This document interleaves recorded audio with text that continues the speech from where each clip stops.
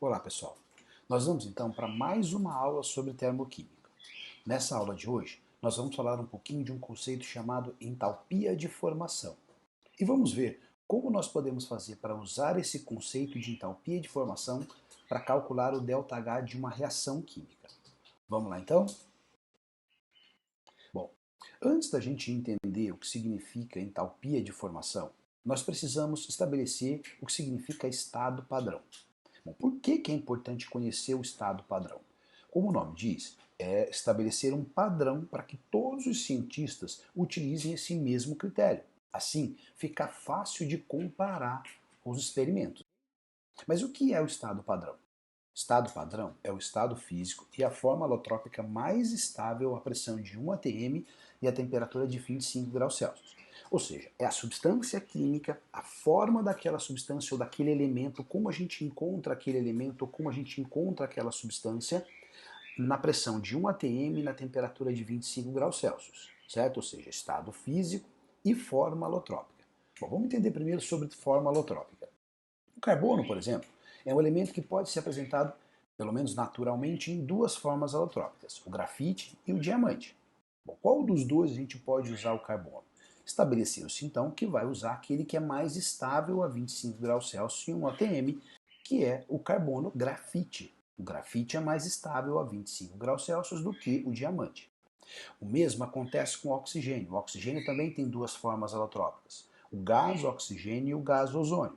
E qual deles usar quando vai falar sobre entalpia de formação? Nós vamos usar então o mais estável, que é o O2 gasoso. Então aí nós temos a forma alotrópica, o estado físico mais estável. Carbono, grafite no estado sólido, oxigênio, O2 no estado gasoso. E existem outros elementos, o enxofre também. Nós temos o enxofre rômbico e o enxofre monoclínico. E o mais estável é o enxofre rômbico, certo? Nitrogênio. Nitrogênio não tem forma alotrópica, mas tem estado físico mais estável a 1 atm 25 graus Celsius, que no caso é gasoso. Então a forma alotrópica, o jeito de usar o estado, a forma que eu encontro o elemento químico nitrogênio vai ser N2 gasoso. Essa é a minha forma padrão. Hidrogênio vai ser o H2 no estado gasoso. A água a 25 graus Celsius e 1 atm, nós encontramos ela no estado líquido, certo? Então, estas condições é o que nós chamamos de estado padrão. É importante que a gente conheça algumas delas para poder fazer os exercícios. Agora que nós já entendemos o que é estado padrão, vamos falar então de entalpia de formação. Entalpia de formação é o calor liberado ou consumido, então pode ser um processo endotérmico ou exotérmico, na formação de um mol de uma substância composta a partir de substâncias simples no estado padrão. Vamos olhar aqui, ó, a água. A água é uma substância composta. Então eu quero formar a água a partir de substâncias simples no estado padrão. Bom, quais elementos eu preciso para formar água? Eu preciso de hidrogênio. Então, qual que é a substância simples que eu encontro o hidrogênio e qual o estado padrão? É o H2 gasoso. Também preciso do elemento oxigênio. Qual substância química, substância simples, né, que tem oxigênio e no estado padrão? É o O2 gasoso. Lembrando que para a água eu tenho que formar 1 mol, então meu balanceamento tem que ser feito de tal forma que aqui gere ou forme 1 mol. A energia liberada ou absorvida vai depender do caso. Para formar essa substância aqui, água, a partir das substâncias simples no estado padrão, é essa daqui, ó, menos 286 kJ por mol. Bom, então se isso daqui é a energia liberada para formar 1 mol de água a partir do estado padrão, então esse valor a gente chama de entalpia padrão de formação da água, ou da água líquida. Ok? O mesmo aqui, ó, eu tenho a glicose, né? Glicose sólida. Para formar a glicose eu preciso de carbono grafite, que é o estado padrão do carbono, hidrogênio H2 gasoso e oxigênio O2 gasoso. De novo, para formar 1 mol. Então o balanceamento é feito para que aqui tenha 1 mol. E a energia também, nesse caso liberada, é de 1.200 kcal, certo? Para cada mol de glicose formado. Então essa é a entalpia de formação da glicose. Agora, reparem que por essa definição que foi dada para a entalpia de formação, a gente tem um problema. Porque as substâncias simples vão ter entalpia Zero, porque como é que eu vou formar uma substância simples a partir de substâncias simples? Não faz sentido. Isso não significa dizer que a entalpia absoluta das substâncias simples seja igual a zero. É claro que eles têm energia acumulada dentro deles. Na verdade, quando a gente está falando que a entalpia padrão de formação de uma substância simples é igual a zero, o que a gente está fazendo é criar um referencial dentro desta entalpia, porque a gente não consegue calcular a entalpia absoluta das substâncias, certo? Então, eu estou criando um referencial, mais ou menos assim. É como se eu tivesse uma estrada, a minha casa fica num certo lugar dessa estrada, mas eu não sei qual é o quilômetro que a minha casa está.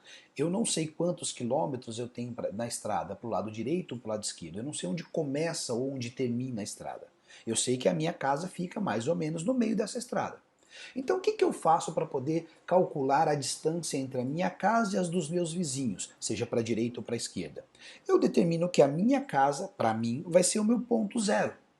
E aí eu calculo a distância entre a minha casa e o meu vizinho para a direita, certo? Se eu para a direita eu determinar que esse é um valor positivo, então o meu vizinho da direita, sei lá, vai estar a mais 5 quilômetros da minha casa.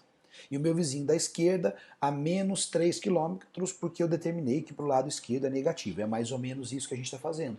Tá? Então eu estou estipulando um ponto zero dentro dessa escala de entalpia que eu não sei absoluto, o valor absoluto, eu só sei esse valor relativo. Então disse assim, olha, esse ponto aqui, ou seja, as substâncias simples vão ter entalpia igual a zero. Determinei o valor, o ponto, o início, minha referência. E a partir desse ponto eu calculo a entalpia dos outros. E isto é a entalpia de formação. Então, quando eu falo que a entalpia de formação da água líquida é menos 286, eu estou dizendo que para sair desse ponto zero, onde eu tenho hidrogênio e oxigênio, e chegar até a água líquida, eu preciso andar 286 kJ para cada mol de água formada. Bom, vamos tentar enxergar tudo isso que nós falamos agora há pouco, colocando esta equação aqui em um diagrama. Talvez fique mais fácil da gente entender. Então está aqui o diagrama de entalpia, como nós vimos na aula passada. Eu sei que essa reação aqui ela é exotérmica, menos, então, exotérmica. Então eu sei que a setinha aqui ó, vai ser para baixo. Isso significa então que aqui em cima eu vou colocar os meus reagentes, né, H2 mais meio A2. E aqui embaixo, no final, eu vou colocar o meu produto H2O líquido. Bom, vamos lá. Eu sei que esse ponto aqui, ó, né, das substâncias H2 e O2 são substâncias simples, então eu sei que meus reagentes são substâncias simples.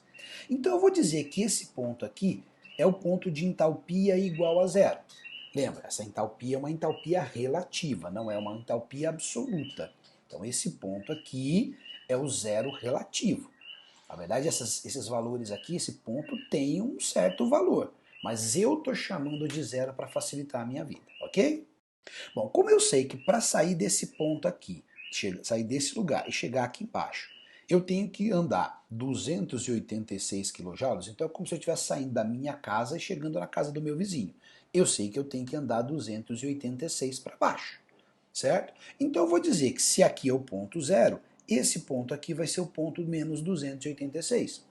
Ele é realmente o ponto menos 286? Não, porque não faz nem sentido eu falar em entalpia negativa. Uma entalpia absoluta negativa não faz sentido. Só faz sentido falar em entalpia negativa se ela for um valor relativo. Tá? Então é como se eu estivesse andando. Ó. Eu sei que aqui é a minha casa, para chegar até esse vizinho aqui, que é a água líquida, eu tenho que andar para baixo 286 kJ. Ok? Então eu posso dizer que a entalpia relativa, né, da água líquida, então chamar só de entalpia da água, é menos 286. Quer ver? Vamos colocar um outro vizinho aqui, vou colocar uma outra substância, água gasosa. Tá? A entalpia de formação da água gasosa é menos 242. Repare que é menor do que a entalpia da água líquida. Então, onde ficaria esta substância? Ou onde ficaria esta casa se a gente imaginasse isso como uma estrada? Se a distância que eu ando é menor, então ela tem que estar antes aqui de chegar nessa. Né? Está indo para o mesmo lado, é negativo, é para baixo, e tem que ser antes de chegar na água gasosa, então da água líquida. Então a água gasosa é aqui, ok? Bom, se eu sei que para andar esse pedaço todo aqui, ó, para chegar até aqui embaixo, eu tenho que andar 242, então esse ponto aqui vai ser o ponto menos 242, certo? Então, eu posso dizer o seguinte, olha, o meu vizinho, água líquida, mora no quilômetro 286. O meu vizinho, água gasosa, mora no quilômetro 242. Mas isso, claro, tomando a minha casa como referência. Então aqui, ó, eu posso dizer que a água líquida tem entalpia de 286 ou menos 286 e a água gasosa tem entalpia de menos 242. Então é para isso que serve a gente falar da entalpia de formação. Vamos fazer o seguinte, vamos fazer agora alguns exercícios para a gente fixar todos esses conceitos que nós acabamos de ver. Vamos então fazer o exercício número 1 que diz assim, ó, convenciona-se que substância simples em seu estado físico e a alotrópico mais estável nas condições padrão, 25 graus Celsius 1 atm, possui entalpia igual a zero. De posse dessa informação, complete as entalpias das substâncias a seguir. Bom, pessoal, aqui ele está só para reforçar tudo isso que ele acabou de dizer aqui no enunciado, porque afinal de contas, todas as substâncias que eu tenho aqui são substâncias simples e estão no seu estado padrão. H2 gasoso é o estado padrão do hidrogênio. O2 gasoso, oxigênio. Carbono, grafite do carbono, né, sólido. Alumínio, sólido. Nitrogênio, ou seja, todos esses são estados padrões. Então, claro, a entalpia de todos eles vai ser 0 kJ. Então, tudo vai ser 0, 0, 0, 0, 0, 0, 0 e 0, tá? Bom, vamos fazer então o exercício número 2 que diz o seguinte. Em um laboratório de química, a 25 graus Celsius foram adicionados 1 mol de H2 gasoso e meio mol de O2 gasoso em um calorímetro, equipamento utilizado para medir o calor trocado nas reações. Essa mistura sofreu uma reação química com formação de H2O líquida. O equipamento mediu que a energia liberada na reação foi de 286 kJ. Bom, no item A, ele pede assim, ó, escreva a equação que representa a reação citada e o seu ΔH. Então vamos lá, ó. Item A. Eu peguei 1 mol de H2 gasoso e reagi com meio mol de O2 gasoso. E houve a formação de 1 mol de H2O líquido. E o ΔH desta reação é, vamos lá, a energia é liberada, então é exotérmico, negativo, 286 kJ, ok? Qual a entalpia de formação da água obtida com essa experiência? Bom, então vamos lá, lembra, a entalpia de formação é a energia liberada ou absorvida para formar 1 mol de aquela substância composta a partir de substâncias simples no estado padrão. Bom, a água aqui é uma substância composta, está sendo formado 1 mol dela a partir de substâncias simples no estado padrão. Então, esse valor aqui pode ser considerado a entalpia de formação da água líquida. Então, B, a entalpia de formação da água líquida vai ser menos 286 kJ por mol de água. Bom, por que aqui em cima eu não coloquei por mol? Porque aqui é a equação. Tá? A entalpia de formação que a gente sempre tem que colocar por mol. Exercício 3 agora. No mesmo calorímetro do exercício anterior, em outra experiência foram adicionados 1 mol de N2 gasoso e 3 mols de H2 gasoso. Esta mistura sofreu uma reação com formação de 2 mols de NH3 gasoso.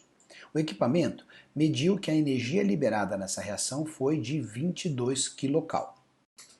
Vamos lá. Item A.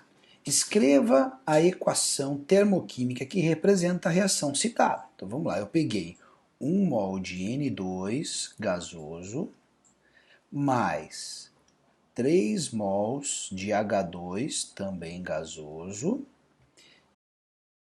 e isso formou 2 mols de NH3, também gasoso. E o ΔH desta reação vai ser liberada, então também é negativo, 22 kcal. Item B, então. Qual a entalpia de formação da amônia de acordo com essa experiência? Lembra, o ΔH de formação é entalpia para formar um mol de substâncias compostas a partir de substâncias simples. Só que aqui está formando 2 mols de amônia. Então, esse valor aqui é para liberar 2 mols. Então, como a minha entalpia de formação tem que ser para cada mol, a entalpia de formação nesse caso vai ser menos 11 kcal por mol. Então, lembra, ó, 22 ou menos 22 kcal para 2 mols. Para 1 mol, metade disso. Então, a entalpia de formação vai ser menos 11 quilocalorias por mol, certo? Bom, pessoal, para que então nós fizemos tudo isso? Ou seja, para que nós determinamos esse ponto de referência? Vou dar um exemplo. E se nessa minha estrada eu quisesse calcular a distância entre as casas dos meus 2 vizinhos, por exemplo, o vizinho água líquida e água gasosa? Quanto o meu vizinho água líquida deveria andar até chegar na casa do vizinho água gasosa? Ou em outras palavras, como eu calcularia a entalpia de vaporização de um mol de água? Quanto de energia eu preciso para pegar um mol de água líquida e passar para água gasosa? Eu quero calcular então esse trechozinho aqui, ó. Bom, vamos fazer assim. Para ficar mais fácil, eu vou pegar só essa parte aqui, ó, do meu diagrama, tá? Então tá aqui, ó, só passando água líquida para água gasosa. Eu quero sair daqui e chegar aqui. Como é que eu calculo essa distância? Olha, eu não quero ΔH. Delta é sempre final menos inicial. No nosso caso de reação, o ΔH desta reação ou dessa transformação vai ser a entalpia do produto final menos a entalpia do reagente, que é o inicial. Então vamos lá, ó. O ΔH da reação vai ser final, produto, menos 242, menos da fórmula, menos 286. Então fazendo aqui vai ficar menos 242, menos com menos mais 286. Então a resposta vai ser mais 44 kJ por mol. Então para vaporizar um mol de água, eu preciso de 44 kJ por mol. Então é isso, pessoal. Nós vamos usar agora esta entalpia de formação das substâncias, então vamos dizer que seja a entalpia das substâncias, e a partir delas, calcular a entalpia de qualquer reação química ou qualquer transformação, usando sempre essa ideia de produto menos reagente, final menos inicial. Mesmo que eu tenha mais de um reagente, mais de um produto, o que nós vamos fazer é calcular a soma, o somatório de todas as entalpias de formação dos produtos, menos o somatório, a soma de todas as entalpias de formação dos reagentes, tá? E a gente faz o delta dessas duas aqui e vai ficar fácil da gente fazer, beleza? Então vamos fazer mais alguns exercícios para a gente poder identificar como a gente faz isso. Vamos fazer então o exercício número 5, que diz o seguinte: considere as entalpias de formação em quilojoules por mol. Considere as entalpias de formação em quilojoules por mol no estado padrão. Ele me deu aqui a entalpia de formação do óxido de magnésio e do óxido de alumínio.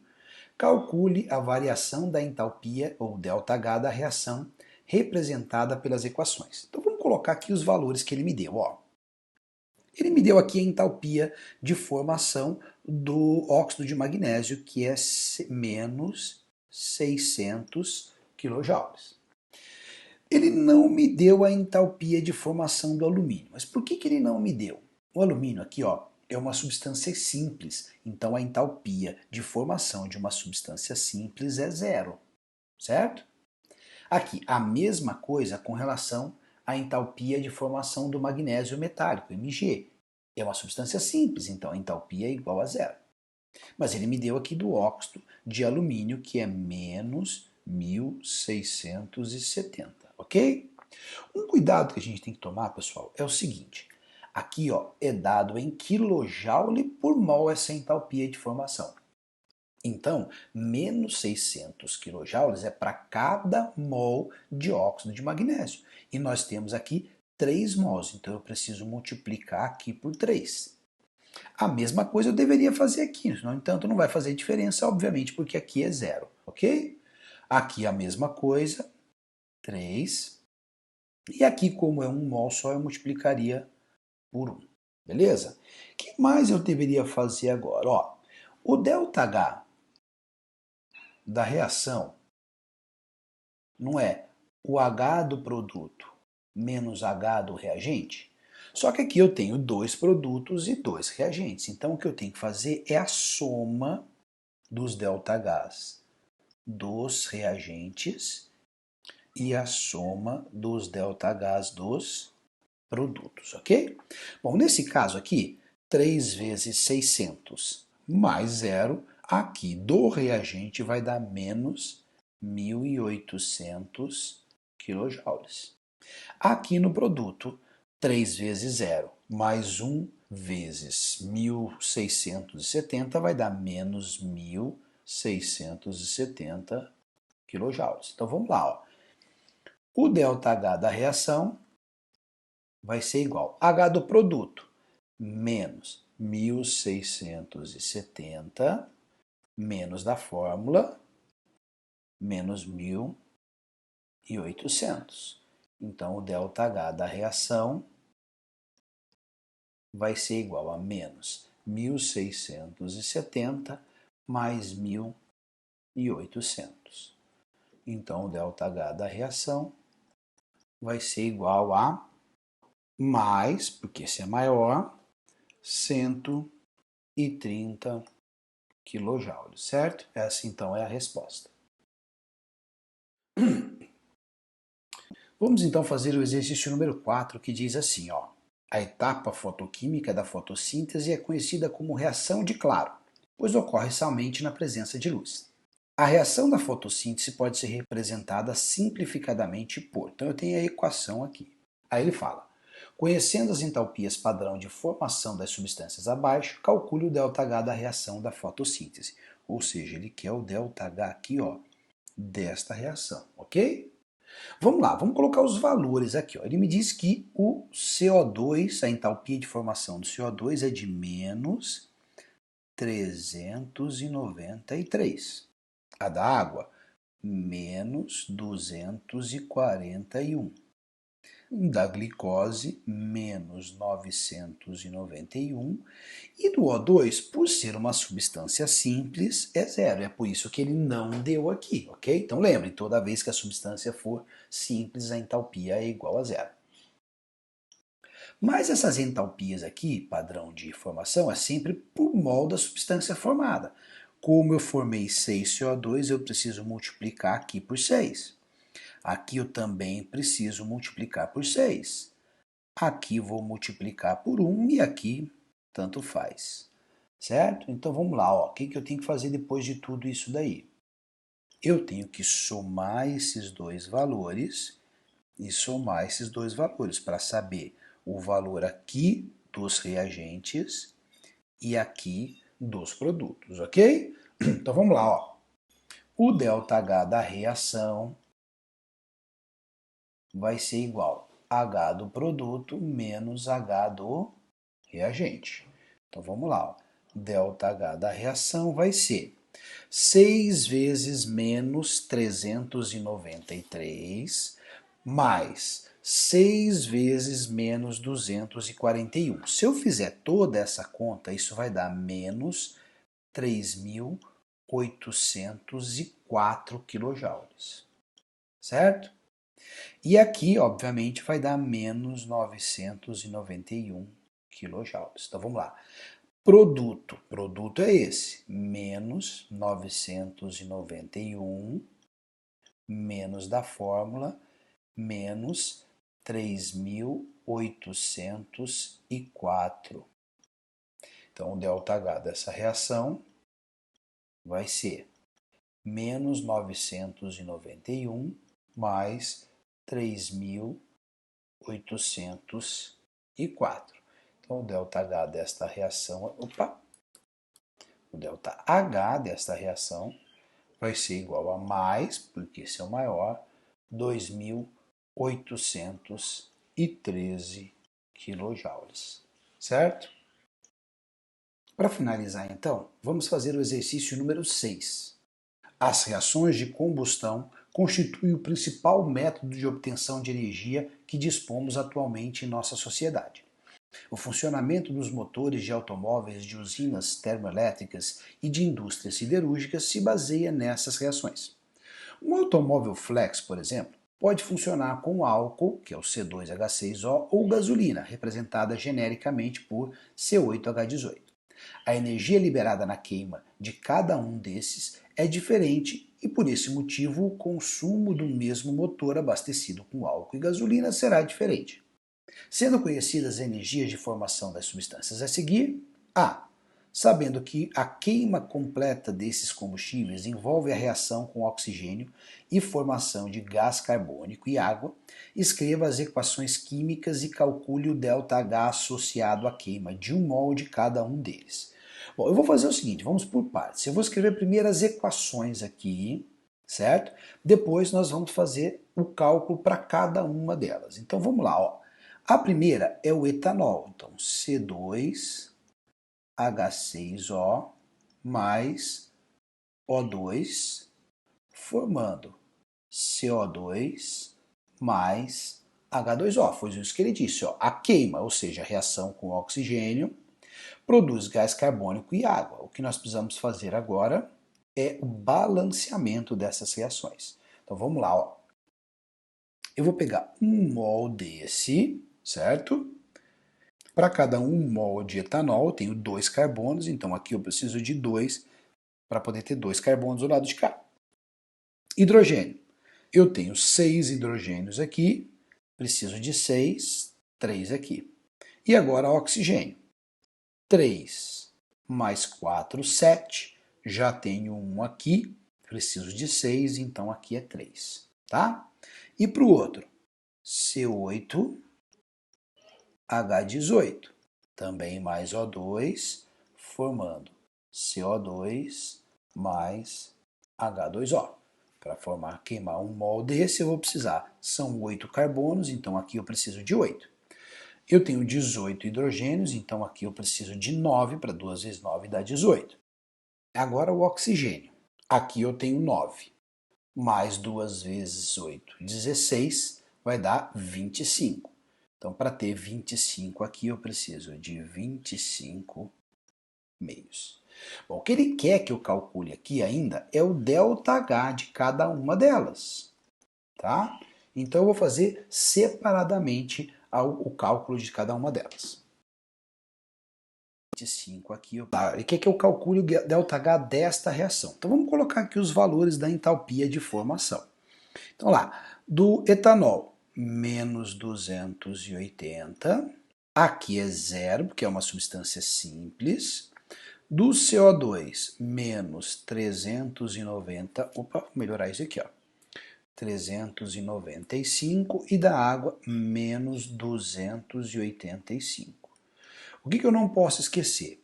Aqui eu tenho que multiplicar por 1, aqui eu vou multiplicar por 3, aqui eu vou multiplicar por 2 e aqui eu vou multiplicar por 3. Depois eu vou somar isso para achar a entalpia dos reagentes e somar isso daqui para achar a entalpia dos produtos.